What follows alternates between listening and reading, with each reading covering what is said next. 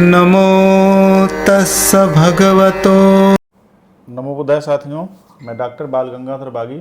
साथियों, आज मैं एक ऐसे विद्वान का इंटरव्यू लेने जा रहा हूं जिन्होंने पाली भाषा साहित्य पे बहुत ज़बरदस्त काम किया है और लगातार बौद्ध जगत को पाली भाषा से अवगत कराने के लिए बहुत ही ग्रामेटिकल वर्क कर रहे हैं। सर जो है आप जो है डॉक्टर प्रफुल्ल गढ़पाल जी हैं। सर आपको नमो बुद्धाय। जी नमो बुद्धाय। प्रफुल्ल गढ़पाल जी किसी परिचय के मोहताज नहीं हैं, लेकिन मैं अपने उन ऑडियंस को बताना चाहता हूं कि प्रफुल्ल गढ़पाल जी एक दशक से ज़्यादा समय से जो है पाली के लिए लगातार वर्क कर रहे हैं और आप जो है सेंट्रल संस्कृत यूनिवर्सिटी जो है लखनऊ में आप जो है सहायक आचार्य हैं, असिस्टेंट प्रोफेसर हैं और आपका ताल्लुक़ जो है मध्य प्रदेश बालाघाट से है। सर, पाली भाषा को लेकर के भारत में जो एक निराशाजनक की जो स्थिति बनी हुई है कि जो पूरी दुनिया की सभ्यता संस्कृति के निर्माण में बौद्ध दर्शन को पाली पोषी है जो भाषा आज वो हाशिए पे खड़ी है, तो अगर इसी तरीके से पाली भाषा हाशिए पे रही तो क्या बौद्ध जगत अपने आंदोलन को फिर से रिवाइव कर पाएगा या नहीं कर पाएगा? इस पे आपका क्या विचार है कि पाली भाषा को लेकर के? सर, इस पे मैं चाहूँगा आप थोड़ा प्रकाश डालें। जी, बहुत बहुत साधुवाद आपको डॉक्टर साहब। आज हम सबके लिए बहुत ही खुशी का दिन है, प्रसन्नता की बात है कि भारत सरकार के द्वारा पाली भाषा को क्लासिकल लैंग्वेज का, शास्त्रीय भाषा का दर्जा दिया गया है। मैं भारत सरकार के प्रति अपनी कृतज्ञता ज्ञापित करता हूँ कि उन्होंने पाली भाषा को क्लासिकल लैंग्वेज का दर्जा दिया है। हालांकि ये विदित ही है और सर्वमान्य बात है कि पाली एक क्लासिकल लैंग्वेज है, शास्त्रीय भाषा है, लेकिन आज चूंकि इसको इस भाषा का क्लासिकल लैंग्वेज का दर्जा मिला है, इसलिए ये हम लोगों के लिए बहुत ही प्रसन्नता की बात है, खुशी की बात है। पाली सचमुच बहुत ही दयनीय स्थिति में है भारत में। पाली भाषा हम जानते हैं कि विश्व का अत्यंत मानवतावादी और सर्वजन कल्याणकारी साहित्य ये पाली भाषा में ही उपलब्ध होता है, जिसको हम बुद्ध वचन कहते हैं और त्रिपिटक के नाम से पूरी दुनिया में इसको जाना जाता है, क्योंकि इसमें 3 पिटक, विनय पिटक, सुत्त पिटक और अभिधम्म पिटक प्राप्त होते हैं। तो ऐसी महनीय भाषा को क्लासिकल लैंग्वेज का दर्जा मिलना अपने आप में बहुत ही महत्वपूर्ण दिन हो जाता है। साथियों, मैं आपको बता दूं, इस क्लासिकल लैंग्वेज का दर्जा जो पाली भाषा को आज प्राप्त हुई है, ये बौद्ध जगत के लिए ऐतिहासिक और हर्ष का विषय है, लेकिन इसमें जो महत्वपूर्ण भूमिका जिन्होंने निभाया है वो डॉक्टर प्रफुल्ल गढ़पाल जी हैं। सर, मैं इसके लिए पूरे बौद्ध जगत की तरफ से जो आपको बधाई और थैंक यू कहना चाहूँगा सर, कि जिस तरीके से आप निस्वार्थ भाव से पाली भाषा के लिए काम कर रहे हैं और भारत सरकार पे दबाव बना कि भारत सरकार को जो है पाली भाषा को जो है शास्त्रीय यानी क्लासिकल लैंग्वेज का दर्जा उनको देना पड़ा। अभी 8वीं अनुसूची में पाली भाषा को शामिल करने की लड़ाई जारी करनी है, शुरू हो गई है, उसको हमें हासिल करना है। तो सर, पाली भाषा को लेकर के 8वीं अनुसूची को लेकर के आपकी क्या राय है कि ये किस तरीके से सफल हो सकती है या क्या रणनीति इसके लिए बनाई जा सकती है? पाली भाषा को क्लासिकल लैंग्वेज का दर्जा मिला, इसी तरह से 8वीं भारतीय संविधान की 8वीं अनुसूची में भी यह भाषा शामिल होना चाहिए, क्योंकि हम देखते हैं कि पूरी दुनिया में पाली भाषा के तथा उसके अंतःवर्ती साहित्य के विषय में गहन अध्ययन, अनुसंधान और प्रचार प्रसार की प्रक्रिया पूरी दुनिया में चल रही है। श्रीलंका में पाली त्रिपिटक साहित्य को राष्ट्रीय धरोहर घोषित किया गया है और कोरिया के त्रिपिटक को विश्व धरोहर के रूप में घोषित किया गया है। किंतु भारत में यह स्थिति एकदम भिन्न है। भारत में पाली के अध्ययन, अध्यापन और अनुसंधान की स्थिति बहुत अच्छी नहीं है। हम देखते हैं कि दिनों दिन लोगों की पाली भाषा के प्रति और उसके साहित्य के प्रति रुचि बढ़ती जा रही है। विशेषतः विपස්සना के प्रचार प्रसार के साथ जो विपस्सी साधक है वे परियत्ति शासन यानी बुद्ध वचनों को पढ़ना चाहते हैं, जानना चाहते हैं, क्योंकि वो पटिपत्ति का अभ्यास करते हैं तो उन्हें लगता है कि बुद्ध वचनों में क्या बात है। इसलिए उनकी हमेशा रुचि रहती है कि वे पाली भाषा को सीखे समझे तथा उसके जो सूत्र है या गाथाएं हैं उनको ठीक तरह से जान सके। इस दिशा में पाली के प्रचार प्रसार और उसके अध्ययन की उचित व्यवस्था भारत में नहीं है, क्योंकि हम देखते हैं कि 4-5 विश्वविद्यालयों में पाली के डिपार्टमेंट तो है लेकिन वे पर्याप्त नहीं है, क्योंकि बहुत बड़ी संख्या ऐसी है जो पाली भाषा और उसके साहित्य को पढ़ना चाहते हैं, लेकिन हमारे पास में न तो डिस्टेंस एजुकेशन की व्यवस्था है, न तो ओपन स्टडी ओपन लर्निंग की कुछ सुविधा है, ना तो पत्राचार पाठ्यक्रम पाली में अब तक बन पाए हैं। तो इस तरह से एक बड़ा समूह है भारत का जो पाली का ज्ञान प्राप्त करना चाहता है, लेकिन उनके पास में पर्याप्त व्यवस्था नहीं होने के कारण, अच्छे पाली के शिक्षक नहीं होने के कारण वे निरंतर हताशा और निराशा का अनुभव करते हैं।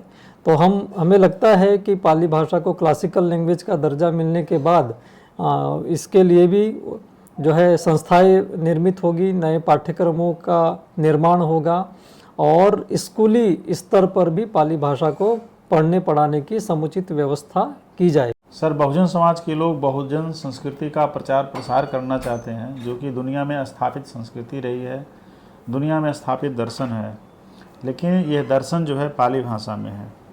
अगर पाली भाषा को हमारे लोग नहीं जानते हैं तो एज इट इज भगवान बुद्ध के जो वचन हैं उसको सही तरीके से प्रचारित और प्रसारित नहीं कर पाएंगे, क्योंकि बहुत सारे बुद्ध वचन ऐसे हैं जो पाली भाषा में निहित हैं और बिना उसको निचोड़े, बिना उसको जाने समझे सही तरीके से नहीं समझ पाएंगे। तो ये हमारे बौद्ध भिक्षुओं के लिए, उपासकों के लिए बड़ा चैलेंज का विषय है। सर, पाली भाषा को लोग कैसे सीखें, वो क्या माध्यम हो सकता है, और पाली भाषा के लिए आचार्य कहाँ से आएँ या उनको तैयार कैसे किया जाए, आप थोड़ा सा, मैं चाहूँगा इस पर थोड़ा प्रकाश डालें, क्योंकि लोग पाली भाषा सीखना चाहते हैं लेकिन वो कैसे शुरुआत हो, कहाँ से उसका वो हो सकता। आपने बहुत ही सुंदर प्रश्न किया और मैं आशा भी कर रहा था कि आप ये प्रश्न उठाएंगे। आज यह बहुत ही समसामयिक बात है कि यदि पाली भाषा किसी को सीखना है तो उसकी क्या मेथोडोलॉजी हो सकती है, क्योंकि पाली एक प्राचीन भाषा है और भारत में इसके अध्यापन की जो रीति थी, जो ढंग था, वो इस समय उपलब्ध नहीं होता है। पाली की जो परंपरा है वो टूट गई थी, इसलिए भारत में पाली सीखने सिखाने का क्रम भी समाप्त हो गया। हम सभी जानते हैं कि धर्मानंद कौशाम्बी जी के अथक प्रयासों के कारण 1907 में कलकत्ता विश्वविद्यालय में पहला पाली का विभाग बना, जिसमें सबसे पहले पीजी के पाठ्यक्रम आरंभ हुए। और इस तरह से हम देखते हैं कि प्राथमिक शिक्षा या स्कूली शिक्षा में पाली उसका भाग ही नहीं बन पाया है। तो हमने इसी को ध्यान रखते हुए कुछ ऐसे सरल पाठ्यक्रमों का निर्माण किया है। आप देख सकते हैं कि ये KG1 की किताब है, KG2 की किताब है, क्लास फर्स्ट की, क्लास सेकंड की, क्लास थर्ड की, इसी तरह से क्लास 8th तक की एक किताबें हमने बनाई है। इसमें आप देखेंगे कि सचित्र ये पाठ्यक्रम सारे बने हुए हैं, चित्रों के माध्यम से सारा पढ़ाई कराई जा सकती है। इसी तरह से हमने YouTube पर भी अनेक ऐसे PPT के माध्यम से लेक्चर, रिकॉर्डेड लेक्चर उपलब्ध हो जाएंगे पाली दर्शन YouTube चैनल पर।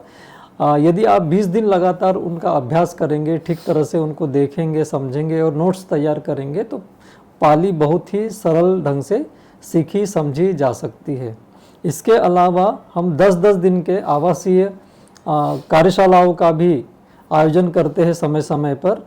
और हमारे केंद्रीय संस्कृत विश्वविद्यालय नई दिल्ली के द्वारा भी पाली भाषा के इस प्रचार प्रसार के लिए, उसके अध्ययन के लिए इस तरह की कार्यशालाओं की शुरुआत की जा चुकी है।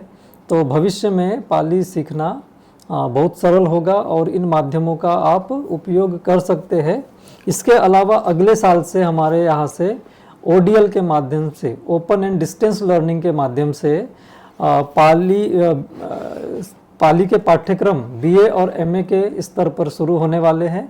उसका भी आप लाभ ले सकते हैं और ये बहुत ही यूनिक पाठ्यक्रम तैयार किए जा रहे हैं। उसका जो SLM है, सेल्फ लर्निंग मटेरियल, बहुत ही सुंदर ढंग से तैयार किया जा रहा है और उसका लाभ जो है हमारे अध्येताओं को, हमारी सोसाइटी को मिल सकता है।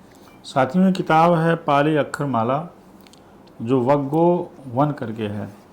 साथियों, इसमें बहुत सचित्र तरीके से सर ने समझा करके पूरे ग्रामर को ध्यान में रखते हुए और वर्ड मीनिंग के साथ सचित्र जो है इस किताब को लिखा है। हमारे YouTube चैनल के माध्यम से जो साथी इन किताबों को देख पा रहे हैं, अपने बच्चों को सिखाने के लिए या खुद को सीखने के लिए इन किताबों को ऑर्डर कर सकते हैं और ये किताबें सम्यक प्रकाशन से प्रकाशित हैं। बहुत ही आसान तरीके से आप पाली स्वयं सीख सकते हैं मात्र इन्हीं किताबों का अध्ययन करके जो है। और पाली दर्शन जो चैनल है सर का, जिसमें सर ने 20 दिन तक लगातार लेक्चर लिया है, बहुत सहज तरीके से उसको आप देखिए और अगर वो वीडियो देख लेंगे तब भी आप पाली भाषा सीख जाएंगे। साथियों, लोग पाली भाषा सीखने वाले यह सोचते हैं कि अगर मैं पाली भाषा सीखूंगा तो इसमें रोजगार की संभावना क्या है? जी, मैं एक बात कहना चाहता हूँ कि पाली एक बहुत ही सरल भाषा है और पाली को थोड़े से प्रयास करते हैं तो हम पाली भाषा को बहुत अच्छी तरह से सीख सकते हैं। जहाँ तक रोजगार की बात है तो पाली भाषा में वर्तमान समय में रोजगार की संभावनाएं हमें कम दिखती है, लेकिन यदि हम पाली को रोजगार की दृष्टि से देखें तो एक बड़ा वर्ग है भारत में जनसंख्या का जो पाली सीखना चाहता है। यदि हम स्किल्ड टीचर बनेंगे तो हमें रोजगार की कहीं कमी नहीं होगी। हम स्वयं ही पाली सिखाकर अपना एक रोजगार क्रिएट कर सकते हैं। उससे बड़ी बात मैं आपको ये बताना चाहता हूँ कि भारत में पाली को लेकर जो भी स्थिति है, लेकिन एक समय आएगा जब यहाँ के स्किल्ड टीचर्स को देश ही नहीं पूरी दुनिया में जो है बुलाया जाएगा प्रशिक्षण के लिए, और वो स्थिति आज बनने लगी है।